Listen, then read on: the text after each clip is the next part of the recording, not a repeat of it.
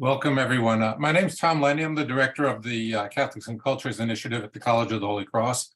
And it's been my great pleasure to work with Matt Schmaltz as editor and founding editor of the Journal of Global Catholicism, and with Mark Lusteau in his role as managing editor. We are really thrilled to be starting this series of Authors Meets Critics as a way. We've talked with the Journal about how it is that we could get out word about books in a way that's helpful to other scholars. And this is what's arisen. And we're grateful to Matt, to Mark, and to our panelists today. So I'll turn that over to Matt. Thanks. Okay, well, echoing Tom's comments, I'd like to welcome everyone here this late afternoon for our first Author Meets Critics session. And just to point out that you might see me listed as Professor Matt on Zoom, which is what my students call me, but you don't have to call me that. It's all right. The subject of our discussion is the book Hungarian Catholic Intellectuals in Contemporary Romania, Reforming Apostles by Mark Roscoe Lusteau. And before I introduce Mark, I'd like to acknowledge our gracious panelists in alphabetical order. Peter Fritz from the Department of Religious Studies at the College of the Holy Cross, Sarah Riccardi-Schwartz, Professor of Religion and Anthropology at Northeastern University, and Professor Marianne Taylor, Assistant Director at the Center for Place, Culture, and Politics at the City University of New York. And thank you all for being here. So our structure will be first hearing from Mark about his intellectual journey toward this project, and then we'll hear from our panelists, and Mark will respond to each one in turn. And then we'll open up discussion to the audience.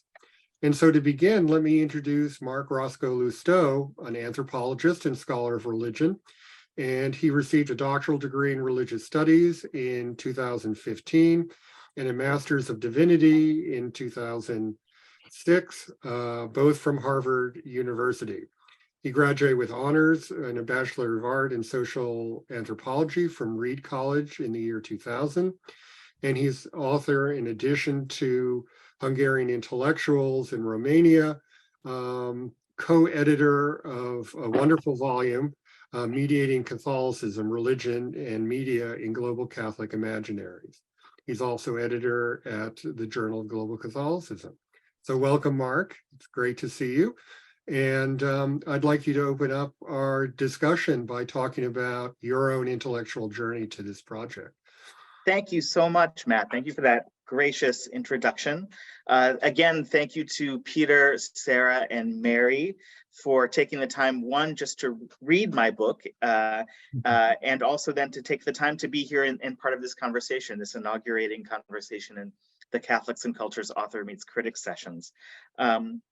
There's always not just a danger of feeling a little bit of intimidation when you're being a part of an Author Meets Critics session, but also a bit of a danger of envy, slipping into the vice of envy, because I'm faced here with, especially with Sarah and Mary, two people who have written truly excellent books about topics that are very close to my own. And when I read those books, I often had the experience of wishing I had written them myself, just in a slightly different time and place where I did my own field work.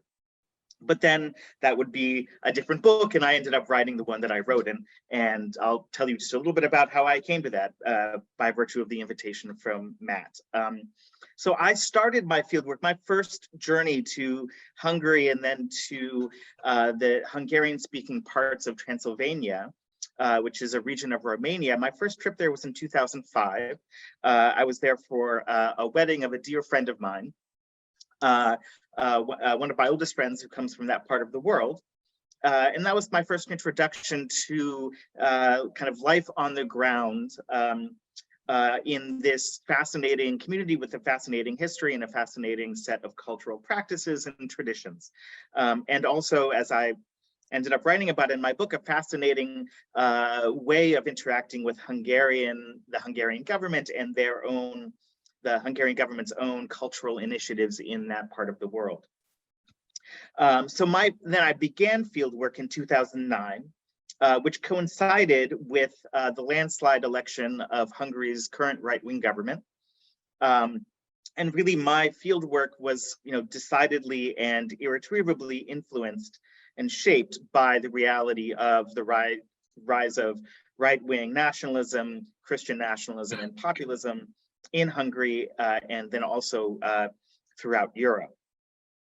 I also became aware, and I couldn't help but be aware of the Hungarian government's kind of targeting of Transylvanian Hungarian communities for various different kinds of cultural construction and cultural initiatives.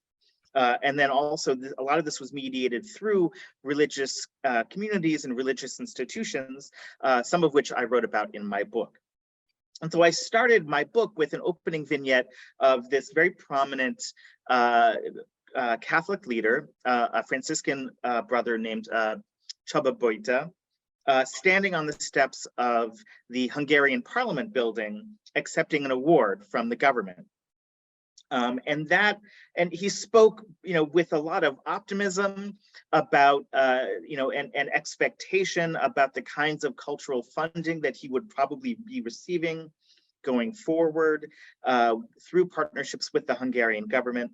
But then I also wanted to highlight, in talking about that speech that he gave, I wanted to highlight a little bit of the uncertainties that he faced also as a result of this oncoming change of relationship between the Hungarian government and minority communities in Transylvania. And that really is sort of the focus of my book, is tracing the ways in which this relationship is enacted, the insecurities, the misunderstandings, the slippages of meaning and intent that destabilize the relationship between the Hungarian government and Transylvanian Hungarian communities enacted in and through various different cultural initiatives in that region. And I wanted to focus on those subtler slippages of meaning and intent, primarily because a lot of the literature about Transylvanian Hungarians focuses on their rather conflictual relationship with the Romanian government and the Romanian communities in which they live. And so I wanted to kind of highlight how, while on the surface, the relationship with the Hungarian government and Hungarians from Hungary might be smoother, more positive, more there's having a stronger sense of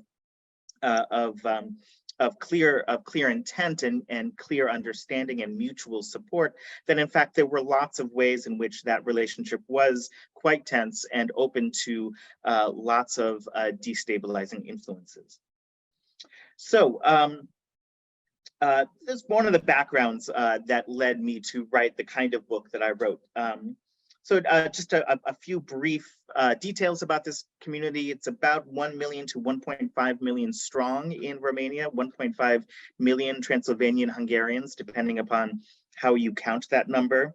I did about 3 years of field work in various different educational institutions or kind of quasi-educational institutions, choirs, parish choirs, church choirs, a knighthood order that doubles as a lecture society, and then 2 orphanages that support impoverished or parentless children to receive educations.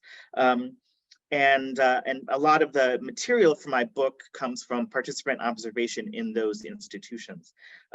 And then although I did a significant number of interviews, I really tried to focus on informal interactions between Hungarians from Hungary, from urban Budapest especially, and Transylvanian Hungarians, because I felt like that is truly the meat and potatoes of what it means to do ethnography, is to capture people talking to each other, interacting with each other, rather than interacting with me in the rather artificial confines of an interview. I lived in urban and rural parts of Transylvania over those 3 years, the city of Kriaciuk, and then a village outside of that city. Yeah, that material is really kind of what makes up the vast majority of interactions and data and stories that I tell in the book and analyze in the book. And I'm grateful again to the readers, and I look forward to hearing their comments. Okay, so let us turn to the comments going in reverse alphabetical order. I'd like to turn to Professor Taylor and ask her to deliver some comments that Mark will respond to. Okay, great. Thanks. I'm going to be reading from a screen in order to fit everything into the 5 minutes I've been allotted. Mark, I hope I don't sound too critical. I just really want to hear a lot from you. Yeah. Congratulations, first and foremost, on the book, and thanks everyone for inviting me to be here in this conversation. I do have the distinction in this group as the person least qualified to speak to the field of religious studies. So while I learned a great lot from the book as related to this field, my comments will focus mainly on aspects that I'm much more familiar with in my capacity as an expert on the folk dance revival movement Tanzhaz that Mark mentions a few times in the book, and people may have heard about through reading the book. Among other things, Hungarian Catholic Intellectuals in Contemporary Romania offers important perspectives on the success of Hungarian Prime Minister Viktor Orban's project of what Mark terms populist nationalism, as well as its fragility. By illustrating the strategic and contradictory agency of his interlocutors, Mark shows that their cooperation with the Hungarian government funders and with Hungarians from Hungary cannot be equated to full ideological incorporation into the Fidesz project. This nuance, however, is a little less developed when it comes to the Hungarians from Hungary. And they're presented as having shared preferences. At times, I found it difficult to understand why Hungarian volunteers were presumed to be rightists.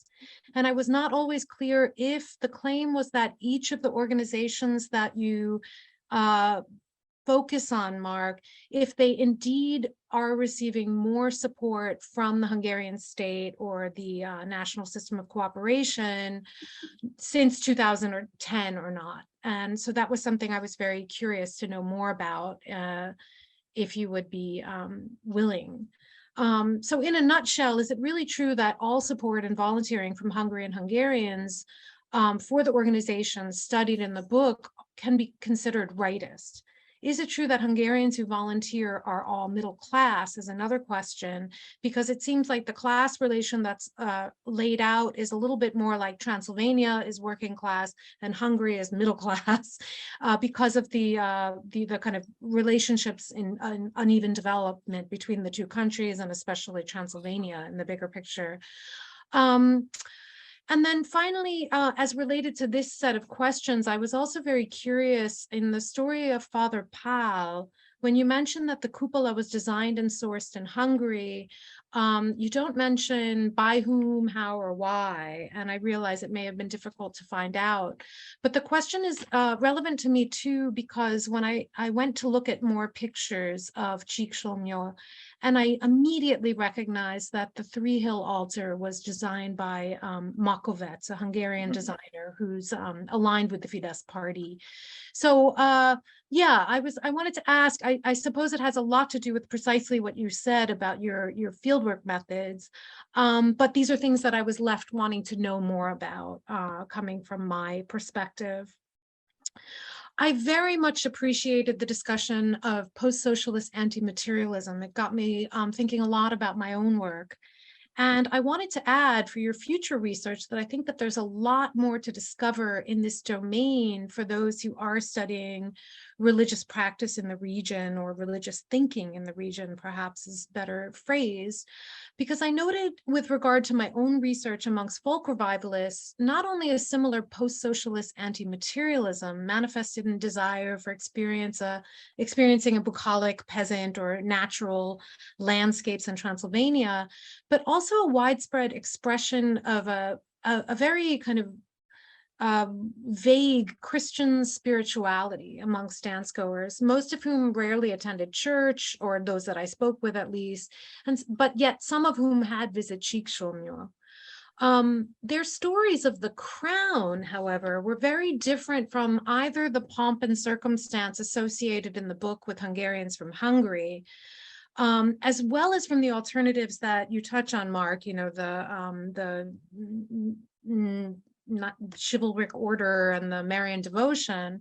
Among dance house goers, the discourse of the crown is connected to a milieu that's often called Magyarság kutatás, and I'm going to translate it a little bit strangely to studies of Hungarianness. I mean, you could literally call it Hungarian studies, but there are reasons why I don't do that, because Magyarság kutatás is practiced mainly outside the walls of the academy.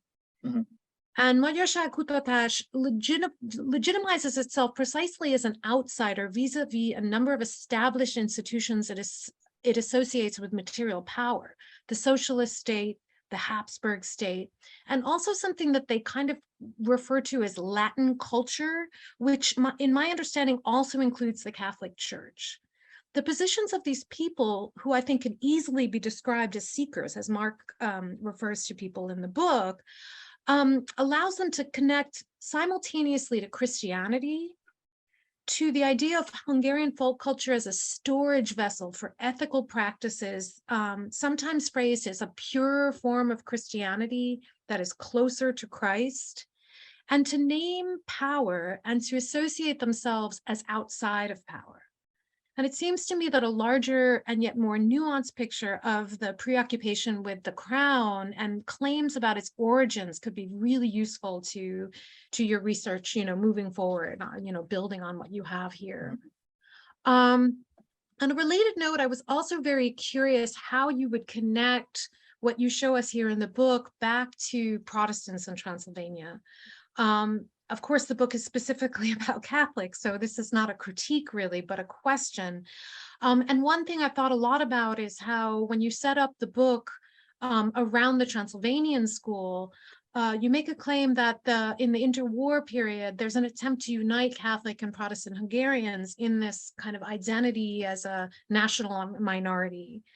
And we can note people like the prominence of the Reformed Bishop Laszlo Tőkés, for example, and other people. Tőkés in his case was closely associated and was a politician for one political party and is now associated with another political party, but in if we want to call it the Protestant regions of Hungary and Transylvania.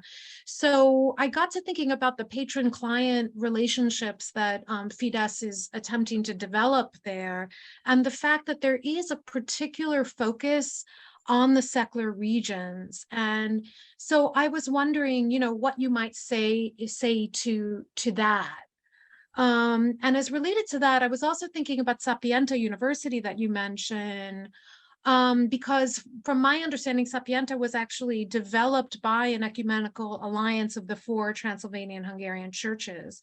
So yeah, I was kind of wondering about, how this Hungarians from Hungary kind of intervene in this ecology, and whether it the kind of reference to the attempt at a shared project, if that can really cover these Catholic intellectuals alone, or what could be said about also talking about the others. I do have a lot more questions that I can ask Mark at another time. So the last question I wanted to ask is a little bit more about methods of field work, and also maybe kind of ethics of anthropological field work. And here I'm very curious with the argument that you made in the conclusion, when you discuss your appeal to Catholics vis-a-vis the letter to the Pope before his visit to Csíksérnyó. You call for scholars of Christian populist nationalism to address religious audience via Christian publications, claiming that that would have a more direct, I guess, effect on change or effect on understanding than in obscure academic publications. But you also describe the negative reactions of some of your interlocutors and many others who were not your interlocutors, I guess, via Facebook, Twitter, and Instagram. And I was curious if you could tell us a little bit more about if and how you presented your positions or debated your interlocutors, in a sense, how you presented yourself during research. Were they aware that you were critical? Was this a surprise to them to see a letter like this? And I guess I'm curious about the kind of ethico-politics of publishing something in the English language for for Catholics to read, as opposed to debates in the local setting, and how you would balance those, or kind of what your position is on that. So thanks again for the book. I probably did go over 5 minutes, but this is my attempt to say it. Thank you, Mary. Mark, some comments in response to those incisive questions. A lot packed into a short There period of time. is. There is a lot.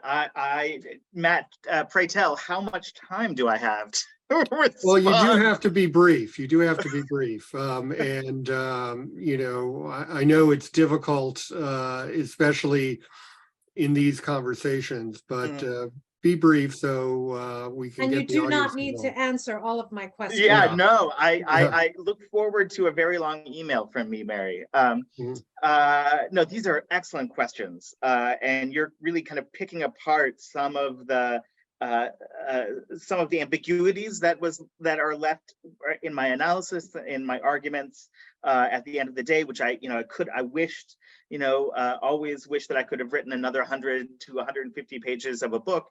But you're also right in saying that these are ambiguities, they're weaknesses in the argument, and certainly this is what a good critic does, is point these out. And you are, amongst the panelists, by virtue of your expertise on the folk dance revival, the best person to ask exactly these questions.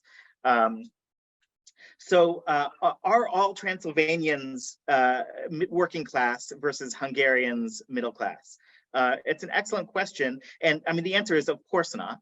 That in fact, for instance, in the chapter on parish choirs, those folks who experienced urbanization in the 70s and the 80s as, a rise into the middle class from rural areas, certainly they thought of themselves as middle class, but it seemed to me as a broad tendency when coming face to face with Hungarians from Hungary, they were always somehow, their class position was always somehow made insecure.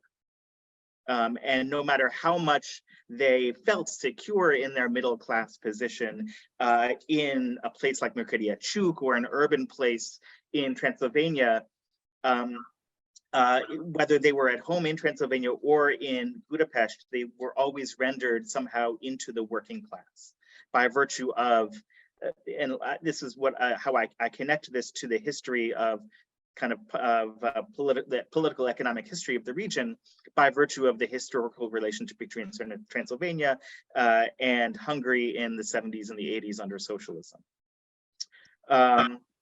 So there could have been a much more nuanced story that I told about, class fractions within Transylvanian and Hungarian communities, but in order to create something of a smooth narrative, I sort of had to wash out some of these greater nuances.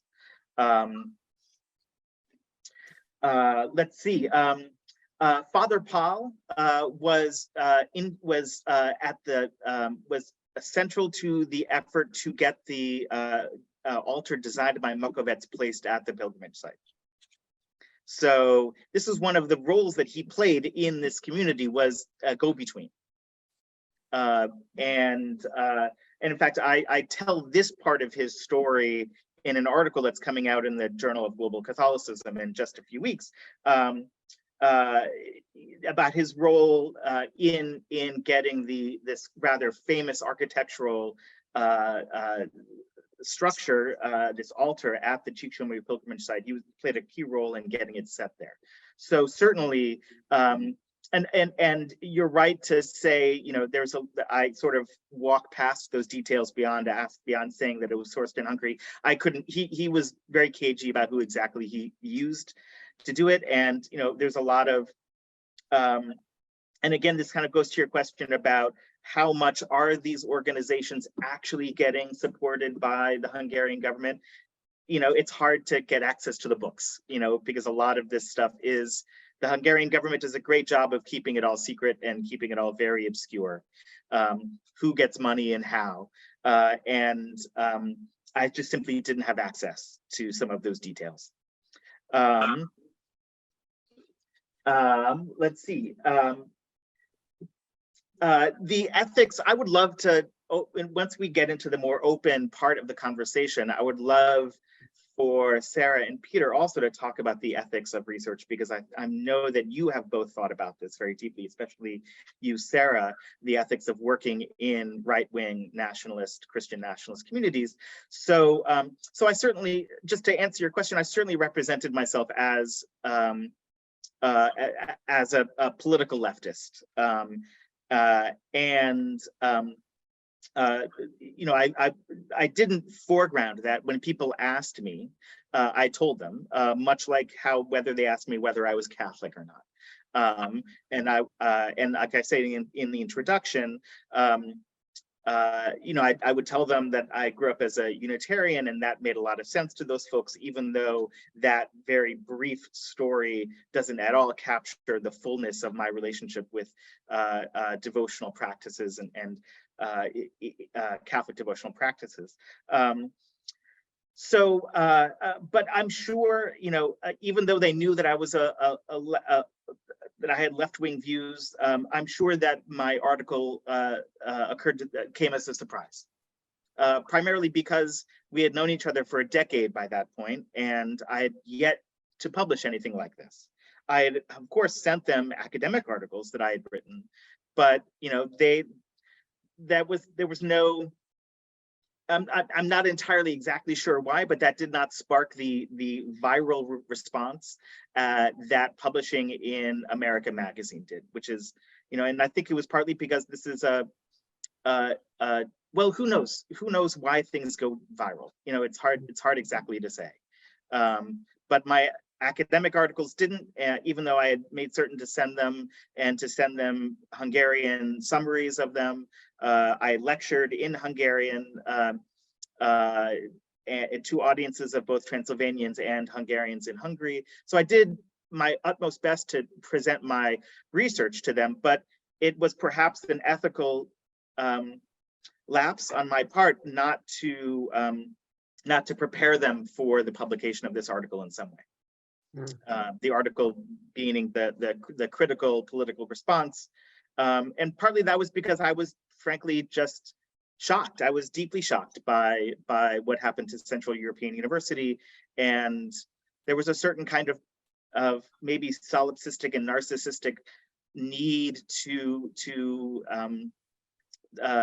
feel need to get some kind of redress, and to express my dismay about that event. As you could probably tell, I'm still not resolved about how exactly you know, to handle the politics of research, and that's why I would invite further conversation about it. Excellent. Thank you both. Okay, we will turn to Sarah Riccardi Schwartz. Thank you. Thanks so much to everyone involved. I just want to say that up front. Mark, I think it goes without saying that your book is a triumph that helps destabilize the normative work that's done in the anthropology of Christianity. So thank you for that. For me, it asks those of us in the field to sort of reckon with a theologically engaged anthropology of religion and politics. And while I could really talk about all the masterful achievements of this text, I want to spend this really short amount of time that I have focusing on 3 areas of the book that we might expand or reframe to move the conversation a little farther about religious practice and theology and political authority. So my goal here as someone outside of this geographical context that you're working in is sort of to provide a generative critique. I'm going to pose these questions and comments not only for you, Mark, but sort of for all of us engaged with who talk about or write about religious subjectivities and political formations, and especially Christian nationalism. So let me pull up my notes. Okay, first comment, rurality. Much of this book is set within what we might consider to be rural communities or dealing with interlocutors who are from or engaging with rural populations. And the notion of rurality seems important for many of the interlocutors and institutions, the NGOs, in the book in a variety of ways.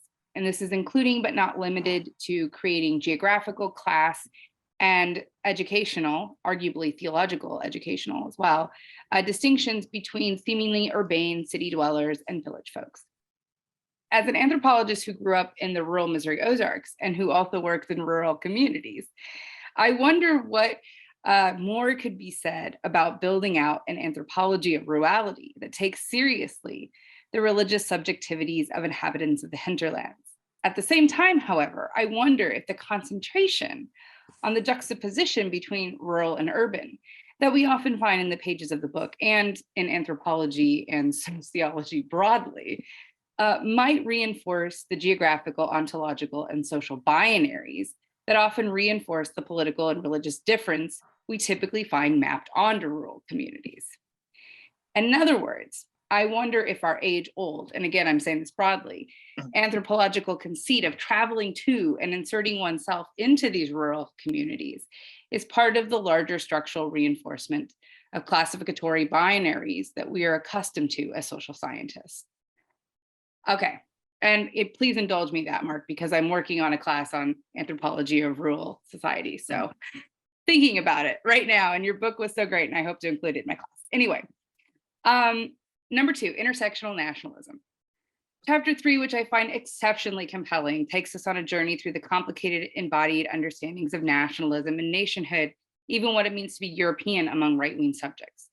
In investigating the relationship between religion and political identity, Mark looks at goodwill volunteerism as part of the efficacious human transference of religious grace and social identity set against the backdrop of post-socialist mid-2000s. While the chapter touches upon themes of gender, masculinity, and political ideology in relationship to rising right-wing values, I wonder if we don't get enough about the complicated figure of Brother Saba, who's wrestling with being a Transylvanian Catholic intellectual, addressing and working with Hungarians from Hungary. If we were to construct a Christian nationalist analytic to understand Brother Saba as a right-wing public intellectual, what would that look like? Additionally, I wonder if your book is haunted by the specter of Christian nationalism, or if the subjects themselves could be labeled as Christian nationalists.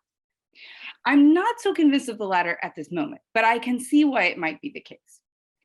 I study far-right Christians as well, and I wonder how Christian nationalism in the global context might be useful for thinking about the moralizing ideologies that we often encounter among far-right Christians.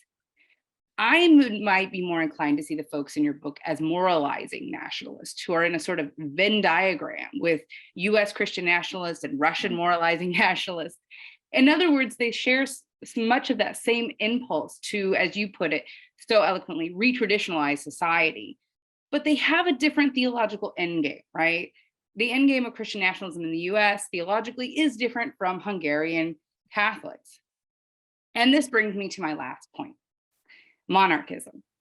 The spectacle of monarchic devotion is brought to life as you document the Holy Crown Knighthood Order, the Hungarian cultic community devoted to the memory of King Stephen, which, like the orphanages and choirs throughout the book, is funded by right-wing Christian political parties.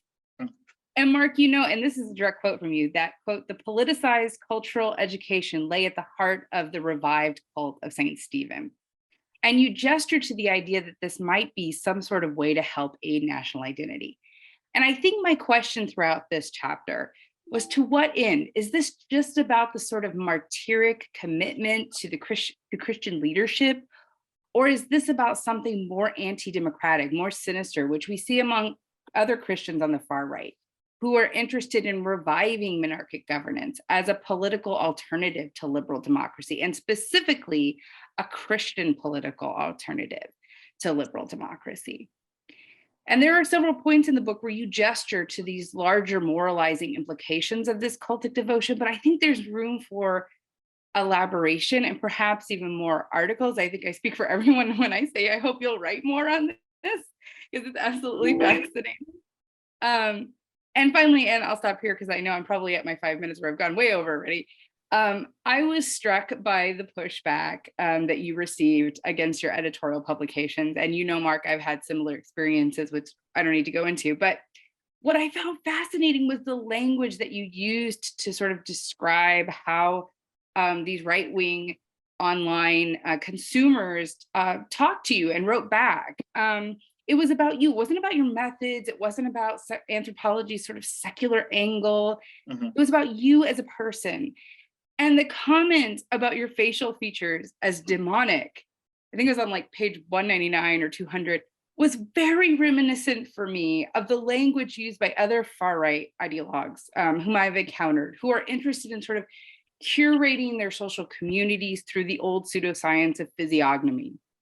And so this social curation, I think we also saw in the book social curation as part, during the musical performances from the choir, this sort of social curation of us versus the other. I wonder if you saw other forms of ideologically motivated, arguably moralizing social curation at work among these right-wing Catholics. And I will stop there so we have time to discuss, but it was such a wonderful bookmark and I'm so excited for everyone. Thank you so much. Thank you, Sarah. Wow. That's yes, those are excellent questions. Again, Matt, ding me when because I'm definitely tempted to go over my time here. You know, the issue of and again, I'll just pick and choose amongst these really excellent questions. Yes, please. Rurality, you know, there's this is one of the sections of the book that I felt like I could really tease out in an article, as you suggested, which was, you know, how embodied practices of singing, you know, shift the generative edge between rural and urban into the self. Yeah.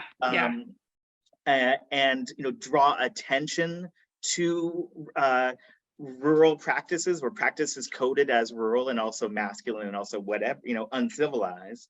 They drew, you know, middle-class urbanites' attention to their own rural practices, their own rural inclinations and tastes. And so I tried to kind of just, you know, mention that and tease out and tell a few stories that seem to reflect this ambiguity, this fundamental ambiguity that gets coded into a practice of embodied cultivation. But, you know, there's so much more to say about it. And so I was really there trying to kind of destabilize even the, you know, the fundamental dichotomy that seemed to, you know, flow throughout the entire book. I was trying to destabilize it there. And I could have done more, but you're absolutely right that I could have and perhaps should have and perhaps will then therefore do more to really, you know, show how in fact rural and urban are always, you know, dialectically related to each other rather than, you know, structured dichotomies. And as you say, kind of ways of fixing ontological categories and people into those different ontological categories.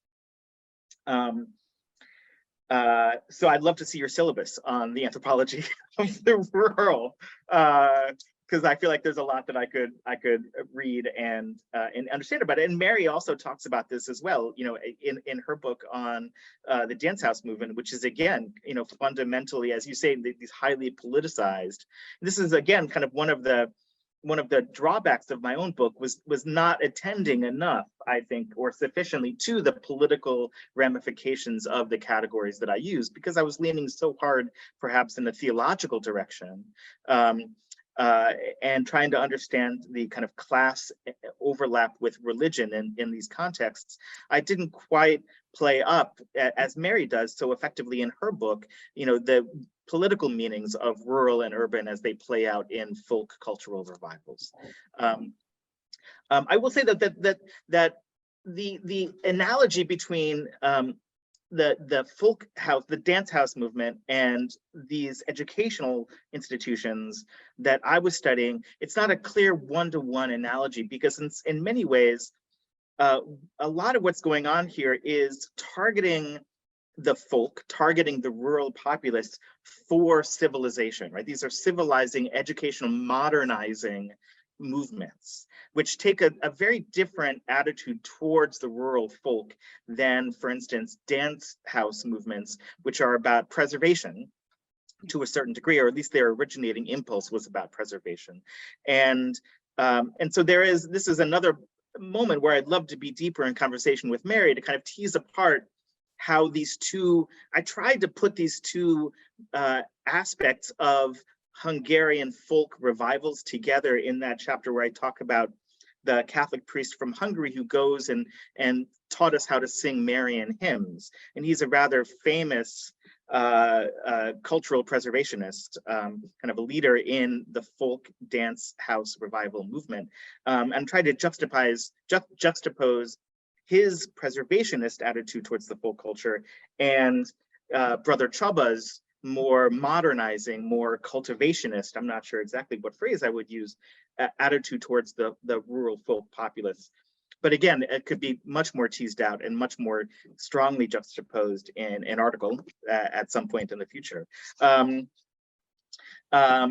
You know, that's a great about how people responded to me by focusing on my body. I did not really think about that.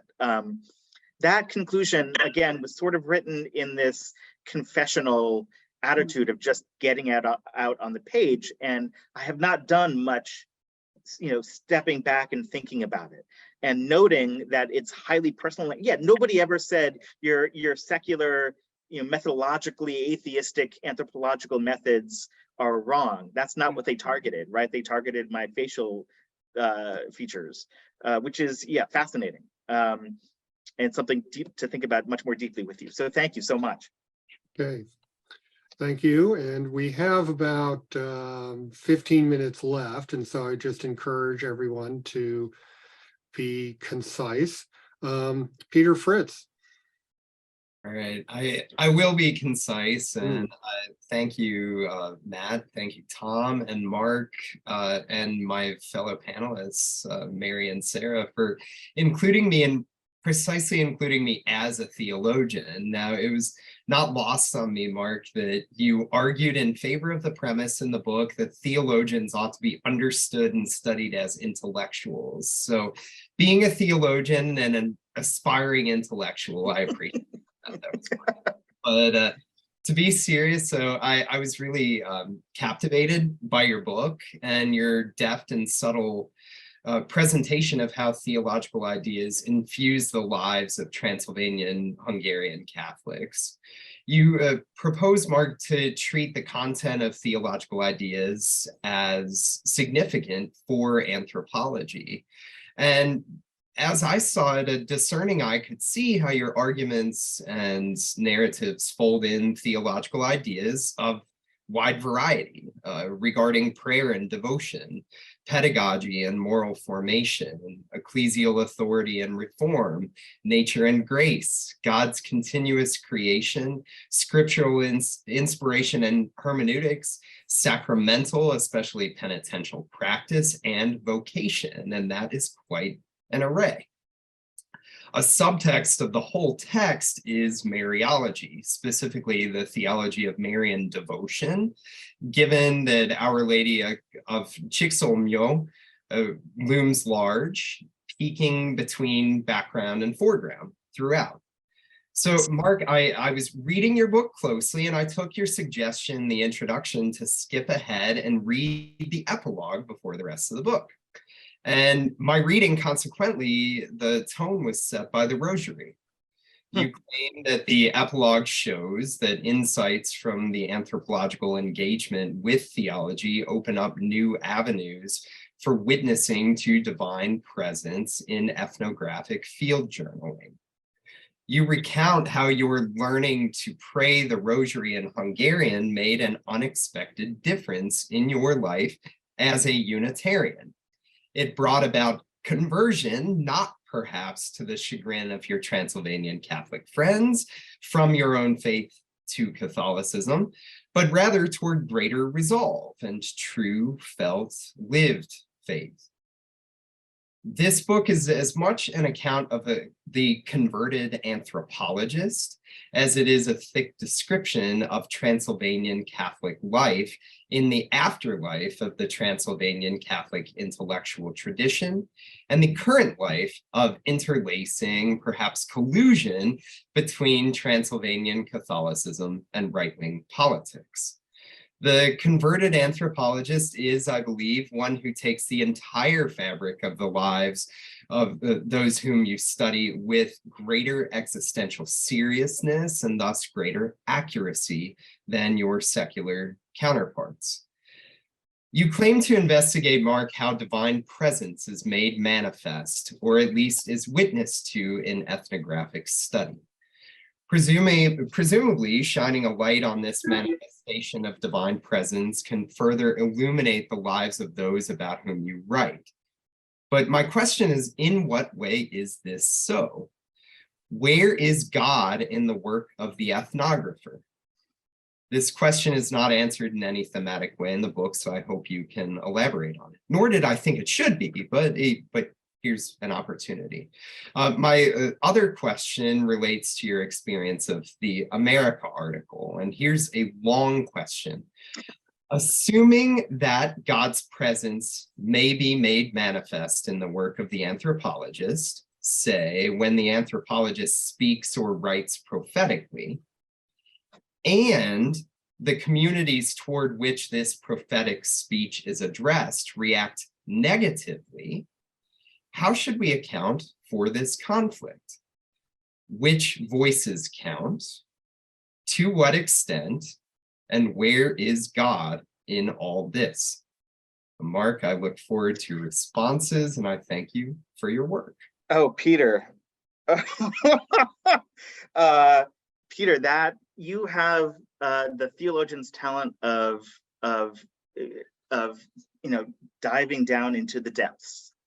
That is, that you hit the nail on the head with that second question. I don't even know how to start answering that question.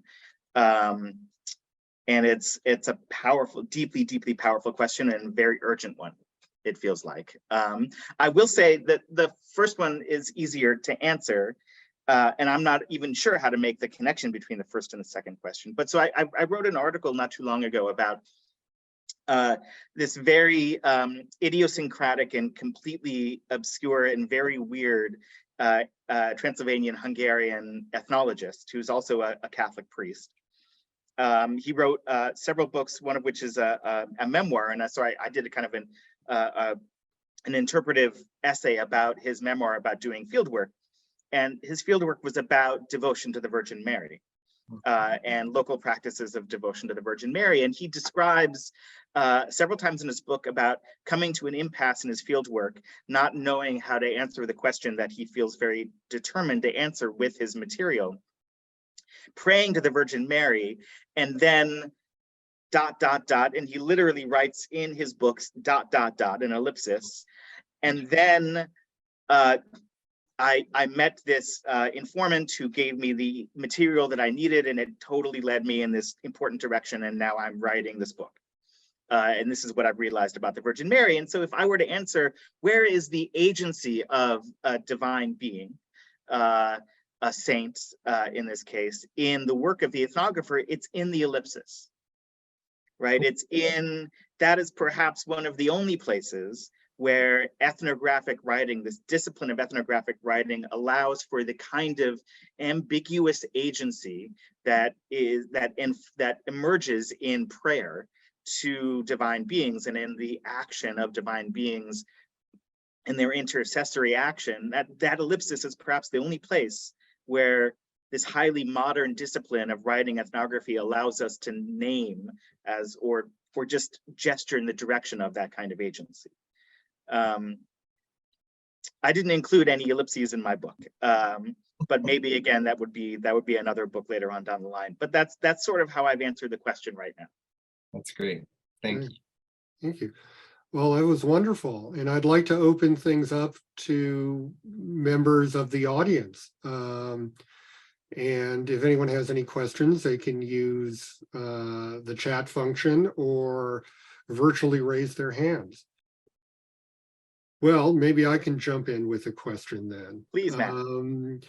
You argue, I wonder if you could unpack this a little more, even though it's a theme that structures the book in a variety of ways, about presence precedes representation, which is something that you mentioned, you lead into in the introduction, particularly vis-a-vis contemporary or traditional scholarship on the subjects you're studying. If you could maybe unpack that a little more and how that's reflected in your argument. Absolutely. This was a particular, I meant this as a particular intervention in a certain sociologically informed approach to studying intellectuals. And here I had in mind the kind of the great, very famous deeply, highly influential and brilliant scholar of Romania, Catherine Verdery, who wrote in 1991 a very kind of fundamental, foundational book on intellectuals. And she argues in that book that the game for power, the game in which intellectuals are enmeshed in Romania, is a game over who has the right to do cultural representation. And so I was trying to intervene in that analysis of the competition in which intellectuals are engaged by reorienting it in a theological direction, in a religious direction, by saying, well, let's look at their contest for who has the right to engage divine presence, to invoke divine presence, to write about divine presence, and in what ways. And so it was really a way to it was an intervention in a particular sociological approach to intellectualism. I didn't have in mind anything more deeply philosophical or theological in saying that. But but that is perhaps a question that we could ask, does, divine presence, does culture ontologically, is it secondary to divine presence in some way, shape, or form? I'm not sure if I'm very much qualified to answer that question. I feel like that's more like Peter Fritz's department. But it was really about trying to, that claim was about trying to stake, carve out a space for thinking about specifically theological intellectuals and what they are specifically and distinctively concerned about. And that is a contest over divine presence. Well, I was just thinking about the conversation that you were having with Sarah about the social cultivation via physiognomy and the moralizing social curation of bodies. And there was a comment, in my long list of things I would have liked to have said. One of the things I wanted to point to was this. And I was wondering how you would do this, because in my work, which, as you point out, the dance house movement is, if we could say, it's very complicated, but let's claim that it's mostly Hungarians from Hungary, learning practices of Hungarians from Transylvania, more or less, right? And going to Transylvania to learn from them, but also police how they do it themselves. Right. But so it's different, right? So that when they get up on stage and dance, folk dance, they're not necessarily remembering their rural selves, right? In the way that you claim about these Transylvanians. But there is an argument that I make in my book that I wonder, how you would situate yourself vis-a-vis this argument, which is that it's not just that the dance house preserves something called the people, right? But in the act of taking on these practices, they come to construct themselves as the people. And this is something that I think gets at some of the stuff that Sarah's getting at, because it's not really an urban-rural divide when you get there. Even if we can say there's these rural practices that are being adopted, but in the kind of dialectics of producing the people, right, this like object of power, or even a subject of power potentially, the very messiness of the idea of the people kind of allows for that. So I was just wondering, like how, what you would say regarding what you've discovered in relationship to that and this kind of bigger conversation we're having.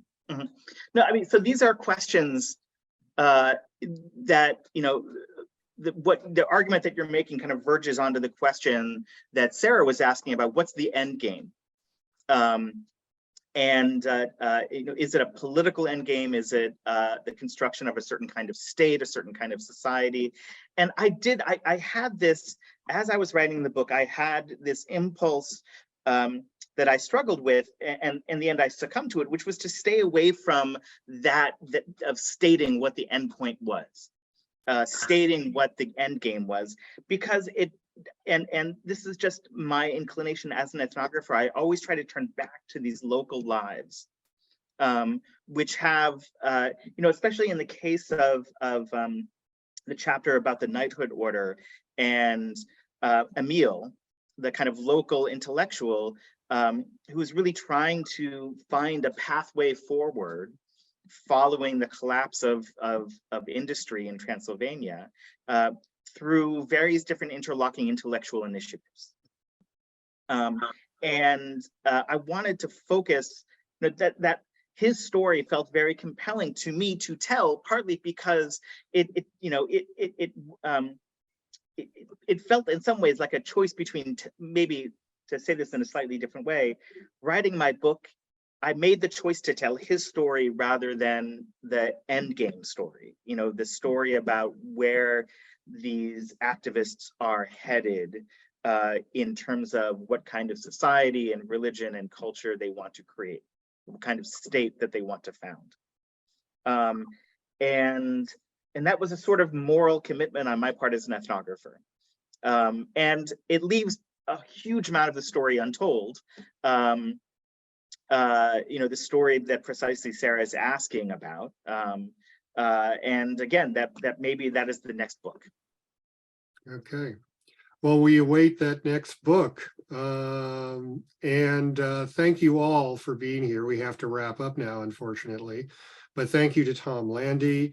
Thank you, Mary, Sarah, and Peter. And also thank you to Mark for fielding a great number of theoretical questions about ethnography that remind me of debates that I should have remembered more carefully, I think, when I was a graduate student.